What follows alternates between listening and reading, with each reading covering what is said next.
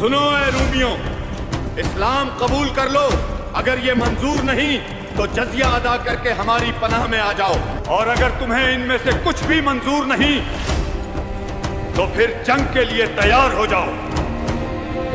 क्या 3000 मुजाहिदीन 2 लाख के टिडी दिल लश्कर को धूल चट्टा सकते हैं? जब मौत सामने खड़ी हो और पीछे हटने का रास्ता ना हो, तब जन्म लेती है वो तारीख जो दुनिया को हला कर रख देती है। मौता का मैदान, चारों तरफ रोमियों की लोहे में डूबी फौज का समंदर। एक एक करके इस्लाम के अजीम सिपाह सालार शहीद हो चुके थे। दुश्मन के लहजे में तकब्बुर था। उन्हें लगा कि आज इस्लाम का परचम हमेशा के लिए झुक जाएगा। वो अपनी ताकत के नशे में चोर मुसलमानों को कुचलने के लिए धार रहे थे। लेकिन तभी मैदान में बिजली बनकर गुर्जे अल्लाह की तलवार खालिद बिन वलीद। उन्होंने हाथ में अलम लिया तो दुश्मन पर तहर टूट पड़ा। गुस्सा और जज्बा ऐसा कि एक के बाद एक उनके हाथ में 9 तलवारें टूटकर चूर चूर हो गईं। हर जर्ब से रोमियों के हौसले पाश पाश हो रहे थे। आखिर में हाथों में सिर्फ एक यमनी ढाल रह गई थी, लेकिन खालिद की हैबत ऐसी कि 2 लाख की फौज थुरा उठी। उन्होंने ऐसी जंगी हिकमत अमली अपनाई कि दुश्मन पीछे हटने पर मजबूर हो गया और वो इस्लामी लश्कर को